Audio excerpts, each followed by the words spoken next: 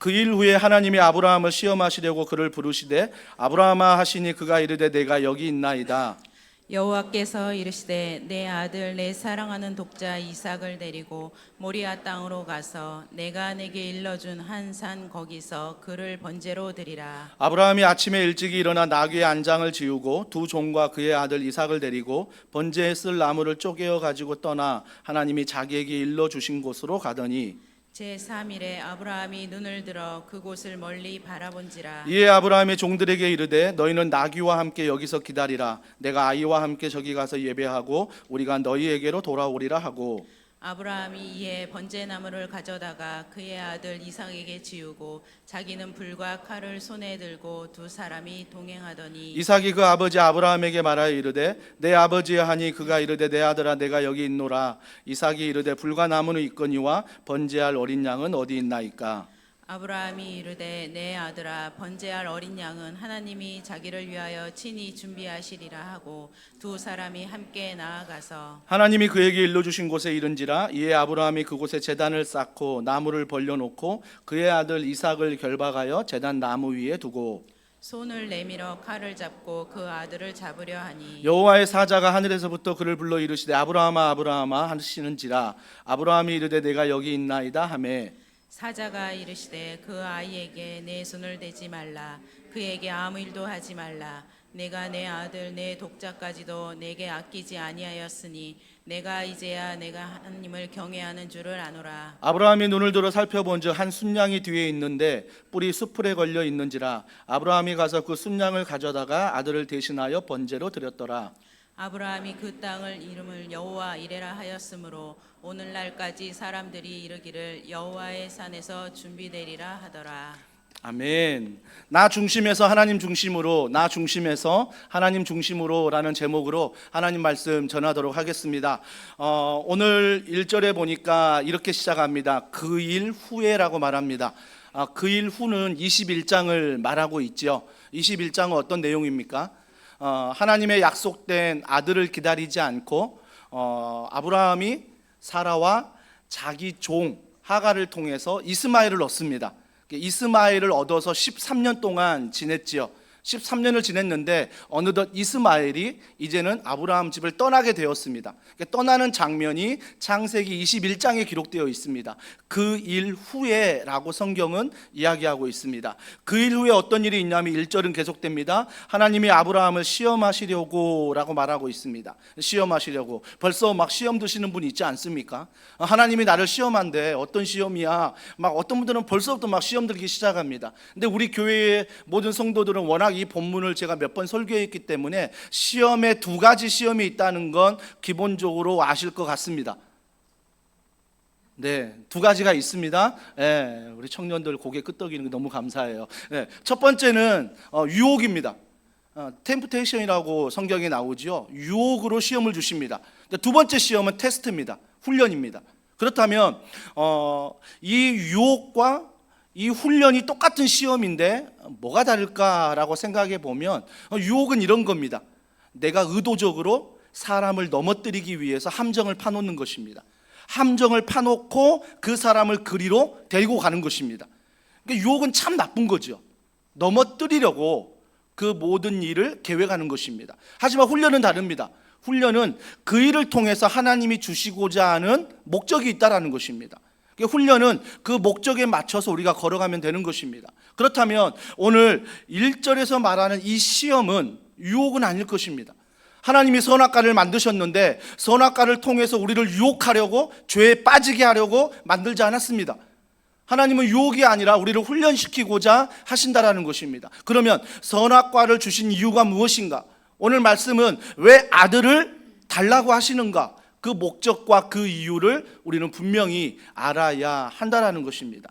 근데 시험에 대해서 말씀하시면서 1절에 이렇게 말씀하십니다. 아브라함아 부르면서 2절에 여호와께서 이르시되 내 아들 내 사랑하는 독자 이삭을 데리고 모리아 땅으로 가서 내가 내게 일러준 한 산 거기서 그를 뭐로 드려라? 번제로 드리라 라고 말합니다. 번제. 여러분 번제가 구약 시대에만 치러졌던 하나의 제사, 즉 예배의 형식입니다. 근데 그 번제가 제사를 드리는 건데 그 예배의 형식이 뭐냐면 여러분 CTG에 나와 있습니다. 자, 레위기 1장 6절에 이렇게 말씀하십니다. 다 같이 읽습니다. 시작. 그는 또 그 번제물의 가죽을 벗기고 각을 뜰 것이요. 와, 엄청 무시무시합니다. 그 번제를 드리되 가죽을 벗기라는 것입니다. 동물들을 드릴 때 동물의 가죽을 벗기고 동물들의 각을 떠서 너희들이 제사를 드리라는 거죠. 그러면서 그 번제에 대해서 이렇게 말합니다. 레위기 1장 9절 다 같이 읽습니다.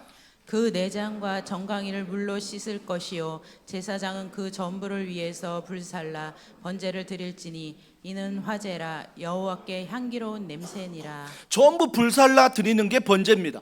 그러니까 동물의 가죽을 벗기고 또 동물의 각을 떠서 그걸 다 태워 가지고 향기롭게 드리는 게 바로 번제라는 구약의 제사였습니다. 그 시대의 제사였던 거죠.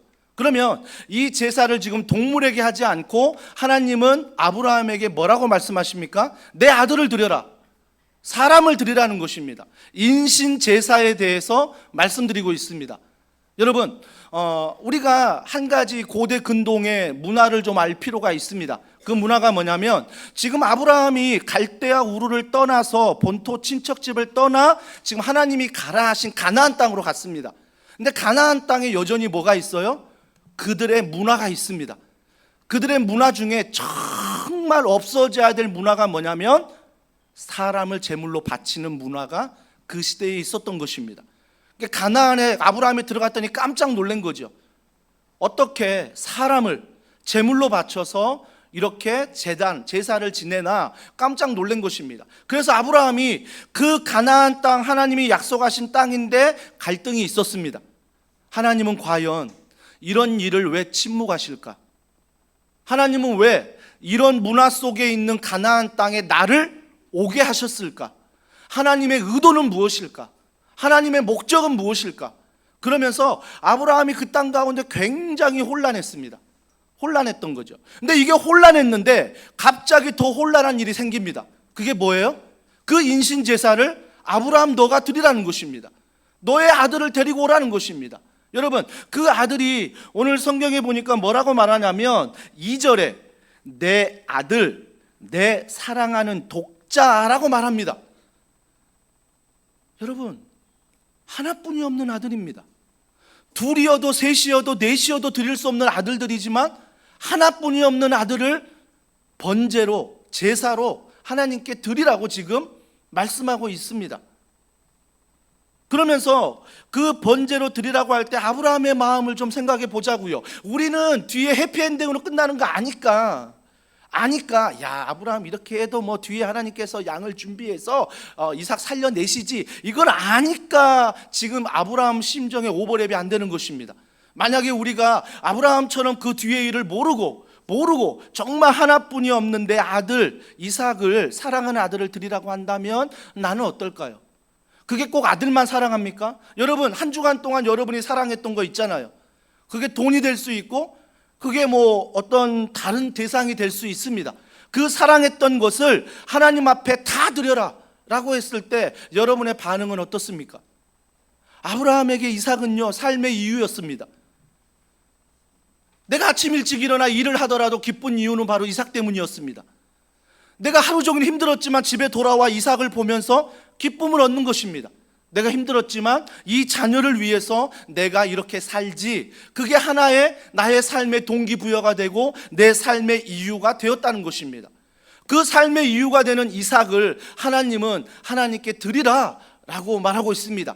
그냥 드리는 게 아니라 번제로, 동물을 드릴 때 가죽을 벗기고 각을 떠서 내장과 모든 걸 제거하고 다 불태워 드리는 것처럼 그런 번제로 아들 이삭을, 하나뿐인 아들, 정말 사랑하는 아들, 내 삶의 이유가 되는 그 아들을 드리라고 주님이 말씀하고 있습니다.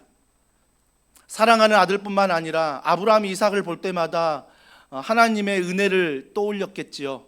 하나님이 아들 주신다 했지. 하지만 내가 오래 기다렸지만 하나님이 약속을 지켜 그 아들을 내게 주셨지. 이삭 보면서 뭘 느끼겠어요? 하나님의 은혜다. 하나님이 주셨다. 이걸 느끼지 않습니까? 그러니까 저도 첫째 결혼하고 정말 안 생겨서 3년 뒤에 아이가 태어나고, 둘째 안 생겨서 띠동갑 12년 뒤에 태어나지 않았습니까? 그러니까 아내와 제가 이렇게 주신 하나님의 선물이라고 더 느끼는 건 뭐냐면 기도했기 때문입니다.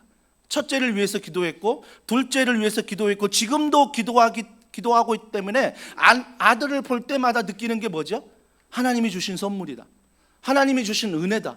이게 어찌 아브라함만 고백하는 신앙이겠습니까? 어찌 저만 고백하겠습니까? 저 건너편에 있는 다음 세대 우리 자녀들이 있다면 한 사람 한 사람 볼 때 누가 아브라함보다 덜 사랑하겠습니까? 내 자녀인데 아마 아브라함보다 더 넘치게 삶의 이유가 되고 사랑하는 자녀일 것입니다. 근데 그런 자녀를 하나님은 드리라 라고 말하고 있다라는 것입니다. 그런데 드리라 라고 말했을 때 이 전제 조건이 뭡니까? 1절을 다시 잘 보십시오. 그 일 후에 하나님이 아브라함을 시험하시려고 라고 말한다는 것입니다. 시험하시려고. 그러면 이게 유혹이 아닙니다. 너 드릴까 안 드릴까 이거 하나님이 보려고 하는 거 아닙니다. 너 안 드리면 너 믿음 없는 사람이야, 너 드리면 믿음 좋은 사람, 이거 말하려고 하나님이 시험하시는 거 아닙니다. 그렇게 오해하지 마십시오. 말씀을 읽을 때 오늘 아브라함이 이삭을 드린 것처럼 나도 사랑한 모든 걸 하나님께 드려야 된다, 물론 그런 의미는 있지만 그게 100% 이런 의미를 담는 본문의 해석이 아니라는 것입니다.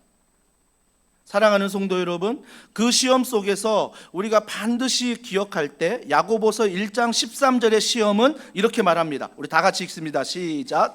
사람이 시험을 받을 때에 내가 하나님께 시험을 받는다 하지 말지니 하나님은 악에게 시험을 받지 아니하시고 친히 아무도 시험하지 아니하시느니라. 여러분, 하나님의 속성과 하나님의 마음과 하나님의 성품을 아셔야 됩니다. 하나님은 오늘 시험하지 않으신대요. 이 야고보서 원어에 보면 유혹이에요. 딱 유혹으로 나옵니다. 하나님은 절대 우리를 유혹하지 않습니다. 뭘 갖다 두고 넘어지나 안 넘어지나 보자, 이런 하나님이 아니십니다. 이런 하나님이 아니라는 것 하나님이 알고 계시고요. 또 마태복음 15장 21절과 28절에 보면 예수님과 수로보니게 여인의 대화가 나옵니다. 여러분, 이 대화 속에서 하나님이 시험을 하신 목적이 나옵니다. 여러분, 이 본문 잘 알지 않습니까? 수로보니게 여인은 이방인입니다.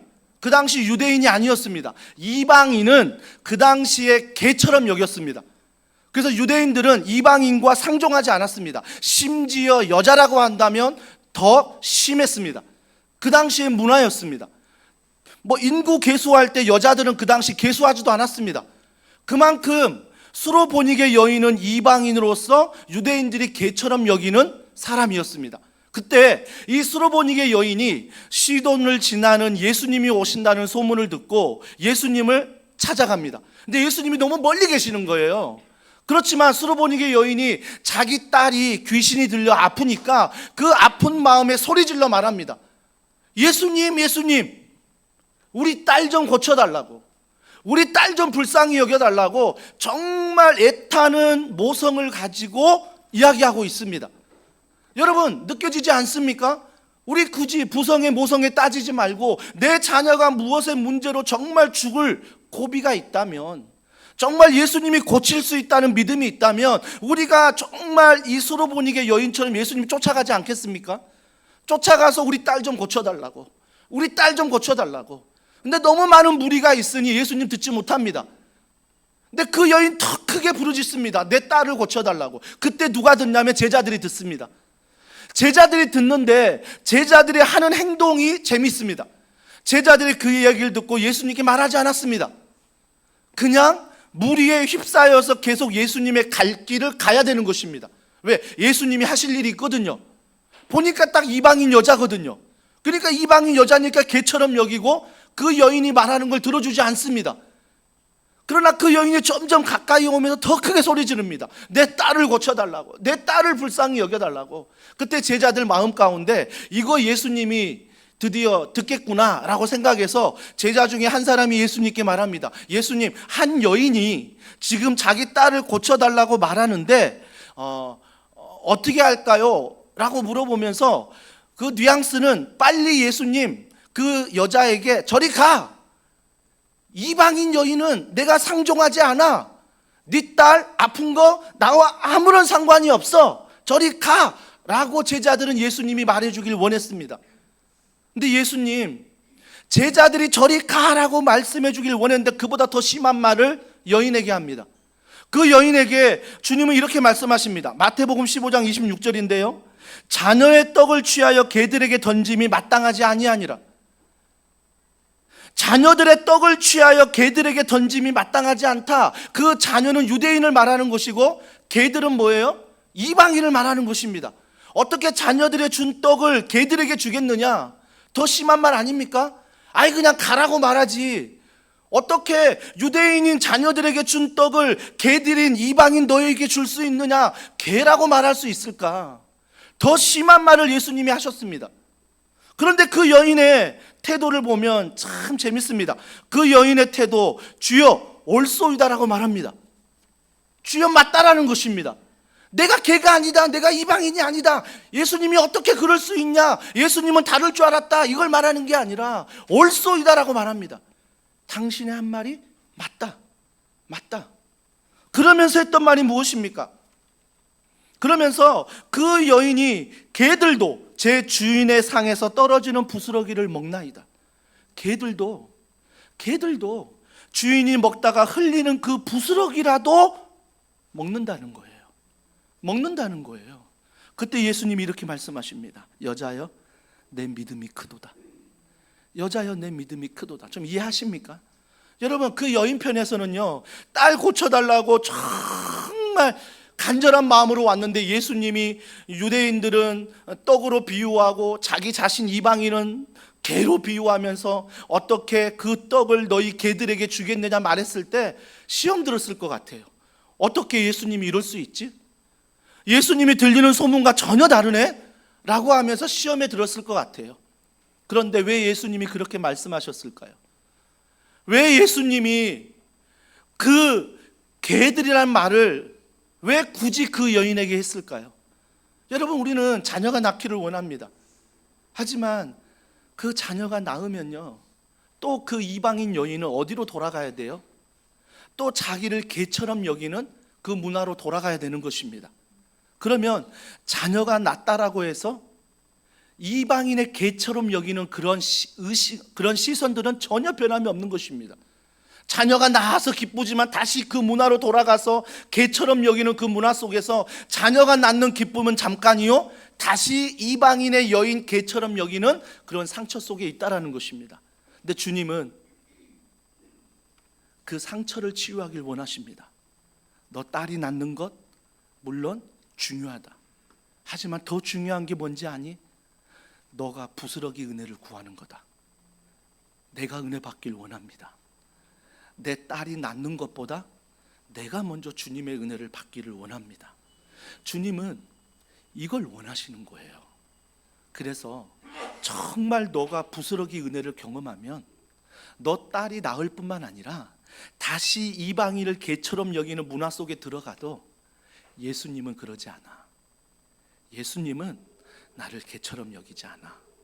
예수님은 여전히 나를 사랑하셔. 자녀로 여기셔. 이 믿음으로 살아가라는 거예요.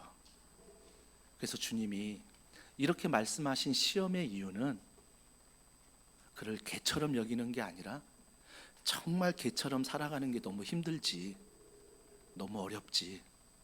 세상은 그렇게 할 수 있어. 세상은 너의 배경과 스펙과 물질과 여러 많은 것들로 너를 개처럼 취급할 수 있어. 너를 투명인간처럼 취급할 수 있어. 하지만 잊지 말아라. 나는 널 사랑하며 나는 너와 함께하며 이 부스러기 은혜를 구하는 그 은혜가 너에게 넘친다.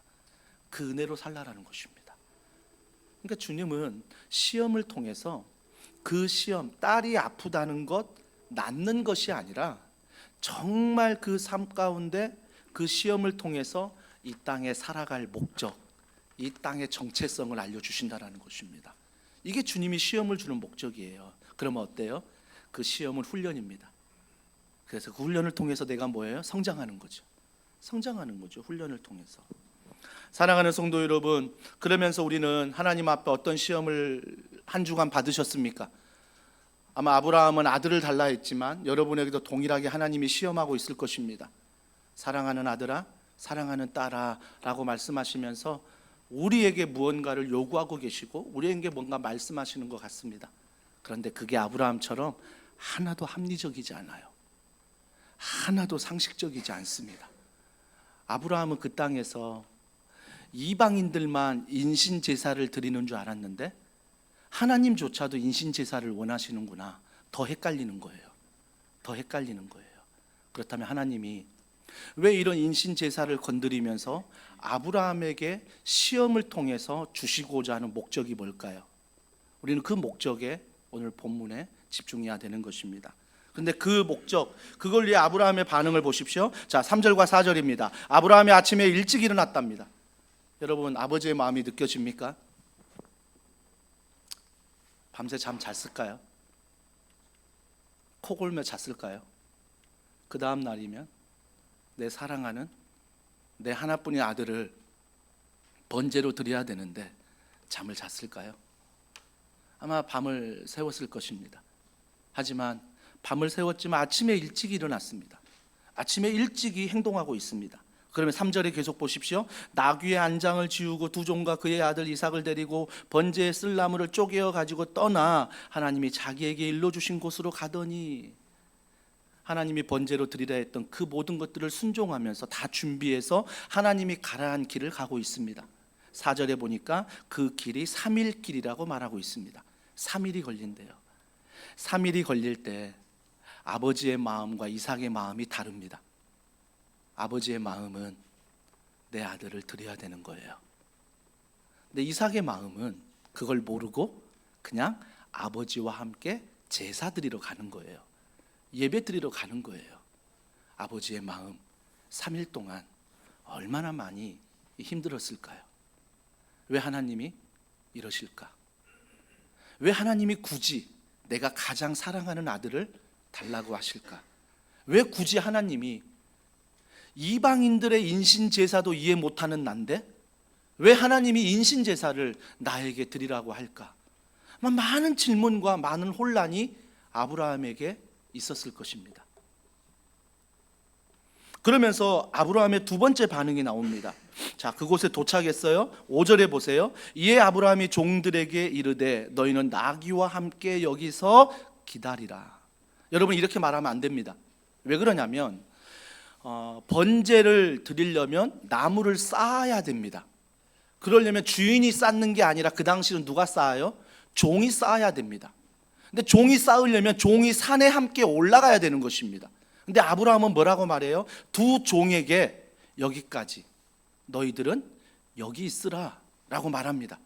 여기 있으라 말해요. 근데 더 중요한 것은 아브라함의 하는 말입니다. 자, 5절 중반절에 보세요. 내가 아이와 함께 저기 가서 예배하고 우리가 너희에게로 돌아오리라 하고, 내가 아이와 함께라고 말합니다. 그 뒤에 보면 이 아이가 이삭입니다. 이삭이 어떻게 하죠? 그 나무 짐을 다 집니다.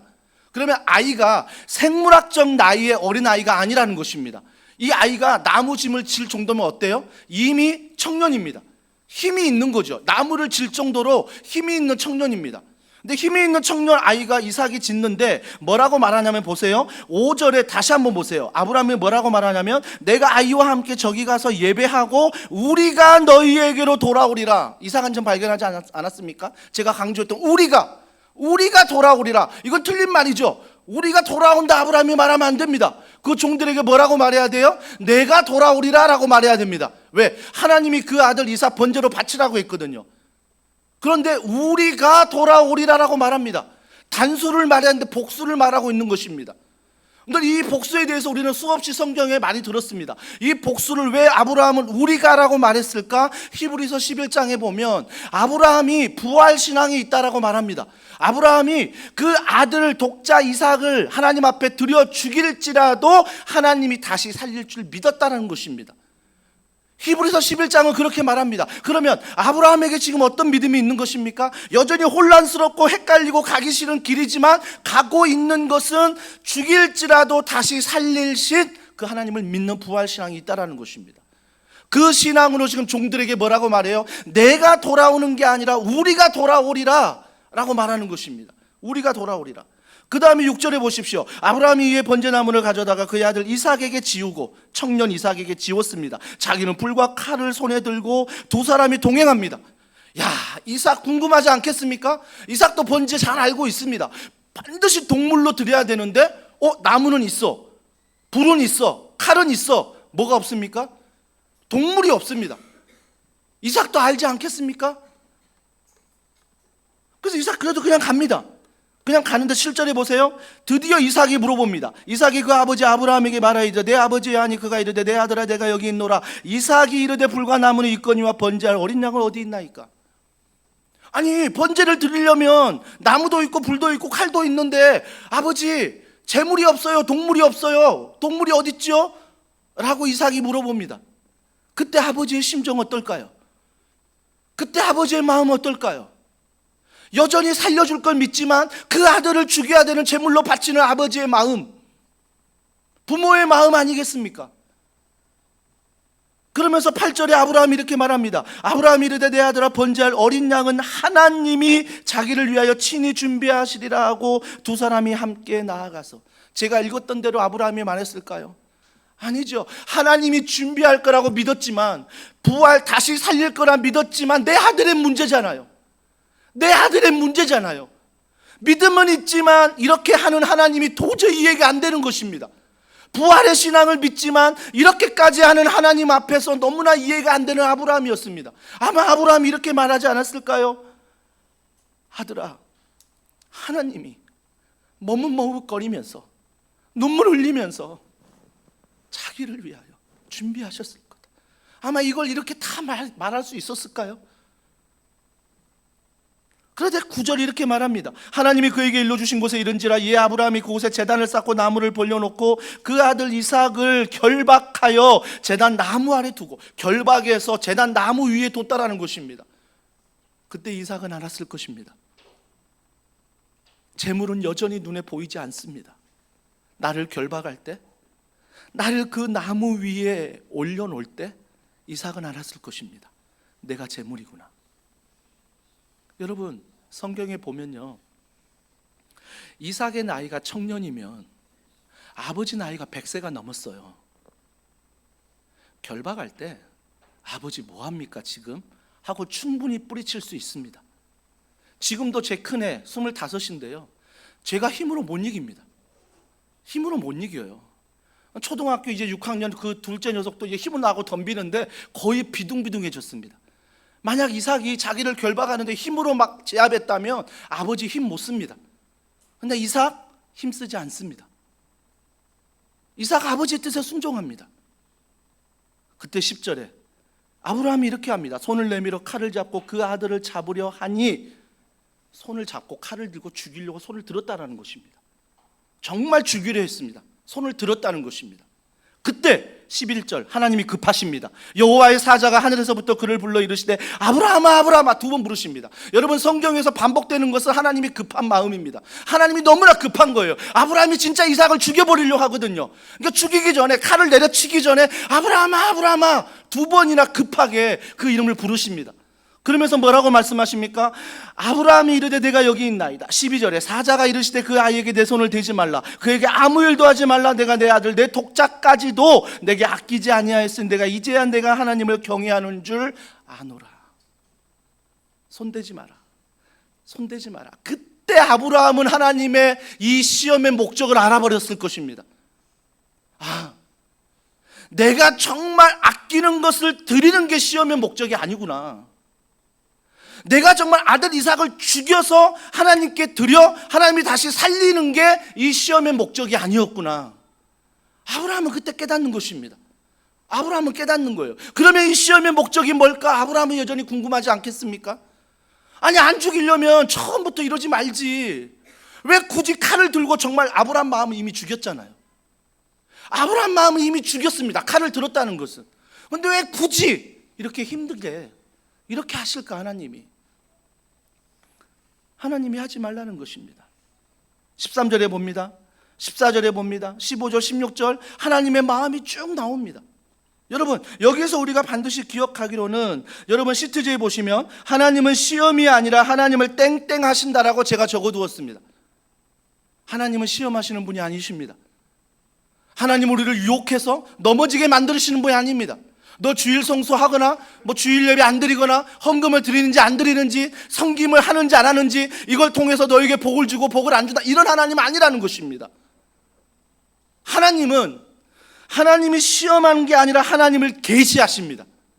계시가 무엇입니까? 하나님이 어떤 분인가를 알려주신다라는 것입니다. 그래서 이 모리아산 시험을 통해서 하나님이 정말 아브라함에게 주시고자 하는 시험의 목적이 무엇입니까? 아브라함아, 하나님이 어떤 분인가를 알려주시기를 원하시는 것입니다. 하나님이 어떤 분인가를 계시해 주기를 원하신다라는 것입니다. 왜요? 아브라함이 혼란스럽거든요. 가나안 땅에서 인신제사를 드리는 모습을 보고 하나님은 살아계실까? 가나안 땅에 들어갔는데 여전히 삶의 어려운 문제들이 있음을 보고 하나님은 지금 뭐 하실까? 여전히 아브라함은 가나안 땅에서 믿음이 있지만 혼란스러웠습니다. 그 혼란스러움에 기름을 부었던 게 네 아들 드려라. 그 혼란스러움에 기름을 부어버렸습니다, 하나님이. 그런데 하나님이 기름을 부은 목적이 뭐예요? 너가 바치나 안 바치나 이걸 보려고 한 거 아니에요. 너가 가장 소중한 걸 내게 드리나 안 드리나, 드리면 축복하고 안 드리면 저주하고, 이게 아니에요. 이게 아니라고요. 하나님이 정말 이 시험을 통해서 주시고자 하는 마음은 아브라함아, 너 혼란스럽지? 지금 더 많이 혼란스럽지? 근데 내 마음은 이거야 라고 하나님이 말씀해 주기 위함입니다.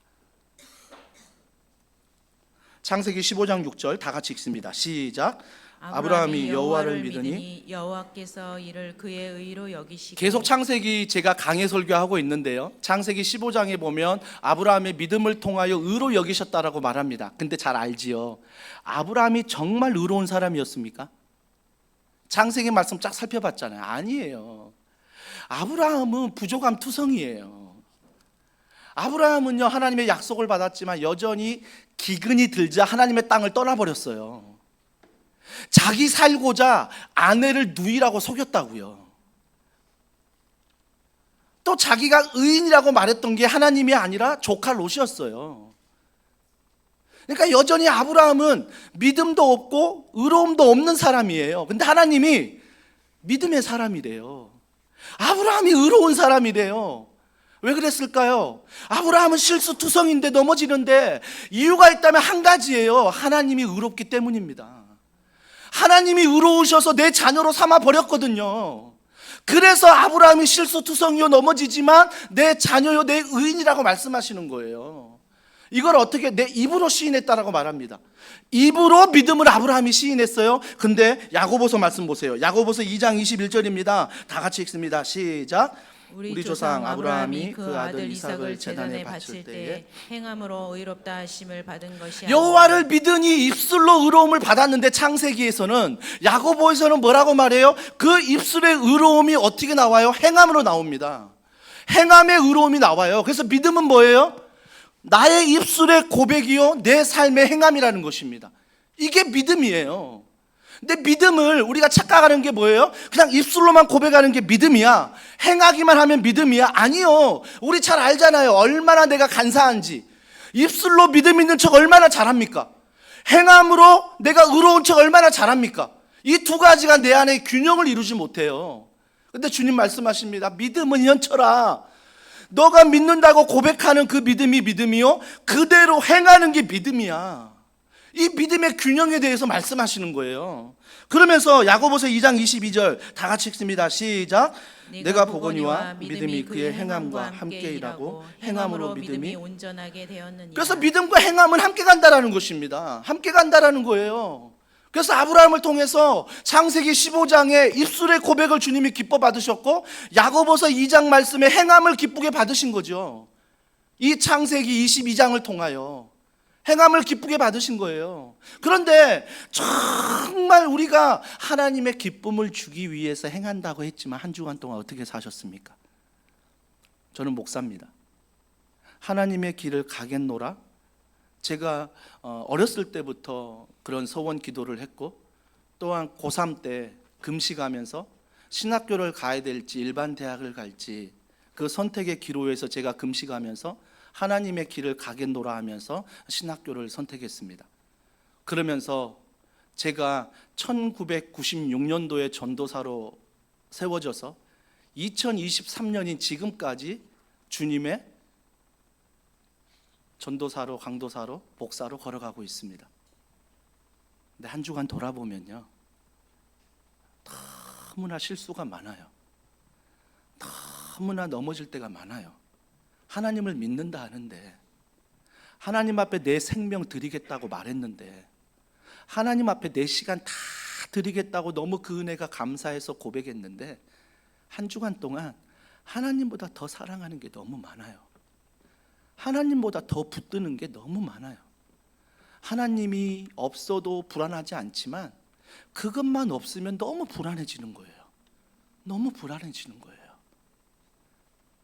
여러분, 그렇다고 제가 목사가 아닙니까? 여러분이 저를 목사라고 인정하지 않을지 모르겠지만 하나님은요, 여전히 넘어지지만 실수하지만 김현철 목사야, 김현철 목사야, 나를 부르십니다. 어찌 목사만 부르시겠습니까? 사랑하는 아무개야, 사랑하는 아무개야. 가정에서 부르시고, 직장에서 부르시고, 교회에서 부르시고, 도시 안에서, 사회 안에서 지낼 때 매일매일 하나님을 부르십니다. 사랑한다 아들아, 사랑한다 딸아. 주님 물어보십니다. 근데 여전히 저는 헷갈립니다. 하나님이 날 사랑하면 이런 시험 주지 말아야지. 하나님이 나 사랑하면 나 헷갈리게 하지 말아야지. 왜 하나님은 날 헷갈리게 하지? 왜 하나님은 날 혼란스럽게 하지? 왜 그럴까요? 왜 창세기 22장의 사건이 지난주 한 주간, 이번 돌아오는 한 주간 왜 동일하게 나에게 일어나야만 할까요? 그 이유는 바로 창세기 22장 16절과 17절입니다. 자, 마무리하겠습니다. 자, 다 같이 읽습니다. 시작. 이르시되 여호와께서 이르시기를 내가 나를 가리켜 맹세하노니 네가 이같이 행하여 네 아들 네 독자도 아끼지 아니하였은즉 내가 내게 큰 복을 주고 네 씨가 크게 번성하여 하늘의 별과 같고 바닷가의 모래와 같게 하리니 내 씨가 그 대적의 성문을 차지하리라. 하나님이 아브라함아 손대지 마라, 끝난 거 아니에요. 손대지 말라. 하나님 감사합니다, 내 아들 살려주셨군요. 여기서 끝나는 게 아니에요. 여기서 끝나는 게 아니라 하나님이 뭐라고 지금 아브라함에 말씀하십니까? 이르시되 내가 나를 가리켜 맹세하노니 내가 이같이 행하여 내 아들 내 독자도 아끼지 아니하였은즉 내가 내게 큰 복을 주고 내 씨가 크게 번성하여 하늘의 별과 같고 바닷가에 모래와 같게 하리니 내 씨가 그 대적의 성문을 차지하리라. 여러분, 창세기 12장에 아브라함이 줬던 축복이에요. 창세기 18장에 아브라함에게 주시겠다는 축복이에요. 창세기 22장에 다시 아들을 죽이지 않았는데 나는 아들 안 죽여서 감사합니다, 막 그 마음인데 하나님은 또 이야기를 하시는 거예요. 이 이야기를 뭐라고 말씀하십니까? 이삭이요, 나무를 지고 올라갔어요. 예수님이 이 모리아 산에서 십자가에 못 박혀 돌아가시거든요. 한마디로 이삭의 모습이 예수님의 신약의 모습인 거예요. 동일한 장소에서 예수님이 십자가에 못 박혀 돌아가세요. 그런데 예수님이 나무를 지세요. 이삭이 나무를 짓듯 올라가셔서 이삭이 제물이 됐듯 예수님이 제물이 되세요. 이때 하나님이 아브라함에게 말하세요. 너는 아들 이삭을 살려주었는데 나는 내 아들 독생자 예수를 죽였다는 거예요. 죽여서 살렸다는 거예요. 그 이유가 뭔지 아니? 너를 구원하기 위해서야. 너를 사랑하기 때문이야. 현철아, 그래서 내 아들이 소중하지만 내 아들이 내 삶의 주인 되면 안 된다는 거예요. 내 삶의 주인은 예수 그리스도. 예수 그리스도 안에서 자녀를 바라봐야 돼요. 예수님 안에서 남편을 바라봐야 돼요. 예수님 안에서 아내를 바라봐야 돼요. 예수님 안에서 직장을 바라보고요. 예수님 안에서 교회를 바라봐야 돼요. 예수님 안에서 목사를 바라보고요. 예수님 안에서 다락방에서 작은 교회 성도들을 바라봐야 되는 거죠. 여러분, 아브라함이 자기 아들 독자 이삭을 드리는 그런 일이 아니었으면 하나님의 이 마음을 알까요? 그냥 여전히 혼란스럽고 여전히 상식적이지 않고 여전히 내가 내 삶의 주인 되어 살아가지 않았을까요? 근데 아들을 드리는 이 시험을 통해서 아브라함이 느끼는 건 뭐예요?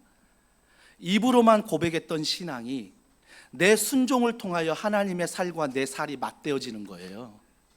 하나님의 마음이 느껴지는 거죠. 이 시험을 통해서 하나님의 사랑이 느껴지는 거예요. 입술이 아니라 나의 살과 하나님의 마음이 느껴지는 거죠. 저는 더원사랑의 교회가 이런 교회가 되면 좋겠어요.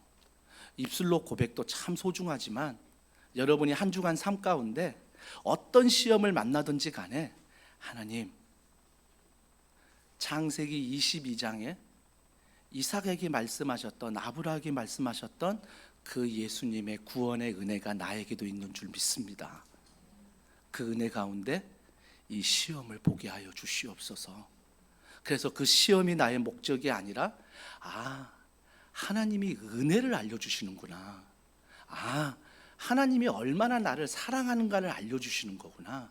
그래서 그 은혜와 사랑이 내 안에 풍성해져서 한 주간 어떤 시험을 만나든지 간에 예수님 사랑 안에서 기도하고 하나님 마음을 알고 담대히 걸어가는, 그래서 이번 토요일 내일부터 6시 기도하는 기도 모임뿐만 아니라 이번 토요일 임직 가운데 저는 임직자분들이 이런 하나님의 마음을 아는 임직자, 우리 모든 성도들이 이번 임직을 통해서 이런 하나님의 마음을 아는 그런 성도가 되기를 주님의 이름으로 축복합니다.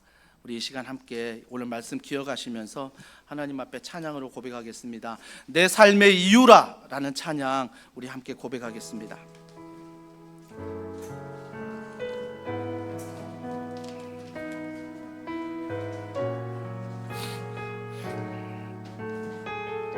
예수는 내 힘이요 나의 기쁨 내 참 소망, 그 이름에 생명이 있음을 고백합니다.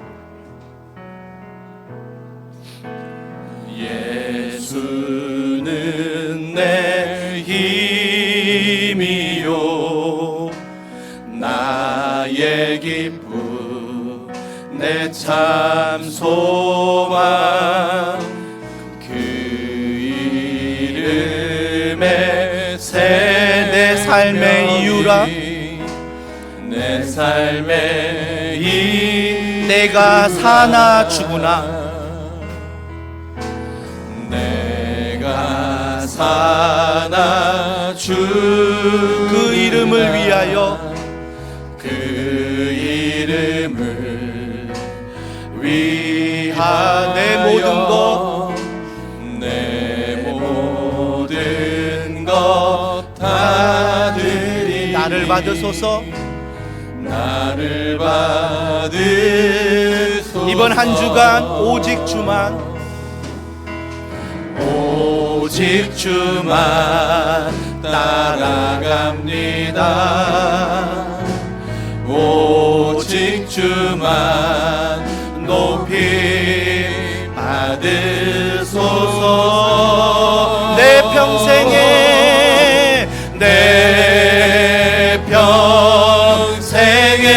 그 이름을, 그의 선하심을, 그의 선하심을 세상에 노래합니다. 그 이름의 크신 영원한 생명이 내 삶의 이유라. 우리 이 시간에 기도합니다. 우리 기도할 때 우리 삶 가운데서 또 시험을 만날 것입니다. 하지만 기억하십시오. 그 시험은 나를 유혹하고 나를 함정에 빠뜨리고 나를 벌주기 위한 시험이 아니라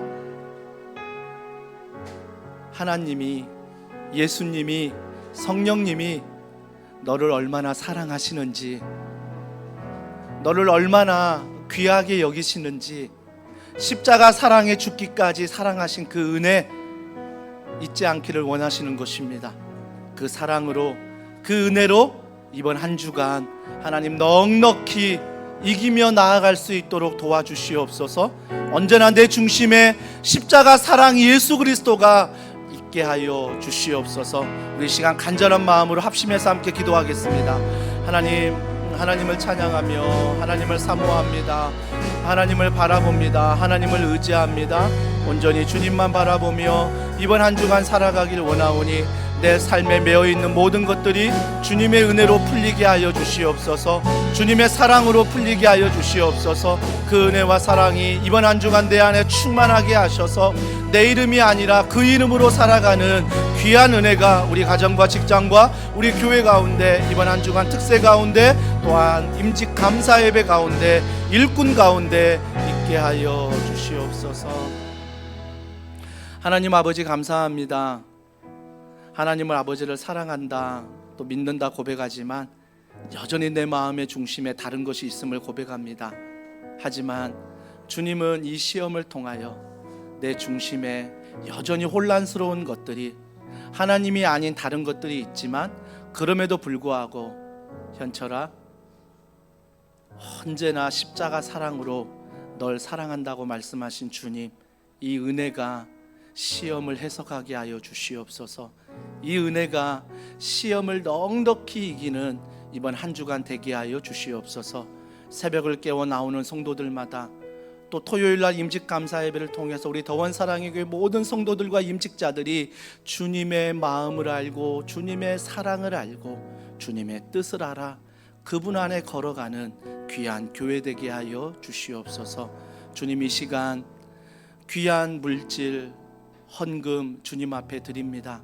내가 땀 흘리고 내가 수고하였지만 이 모든 걸 주시는 분은, 또 주인은 하나님이심을 믿기에 감사함으로 드립니다. 주님, 드리는 손길마다 하늘의 복으로 땅의 기름짐으로 하나님이 채워주시고, 하나님 그들의 작은 신음에도 주님의 마음을 부어 주시옵소서. 아버지 하나님, 사업장의 어려움으로, 물질의 어려움으로, 함께 예배하고 싶지만 건강의 어려움으로 함께하지 못하는 성도들이 있습니다.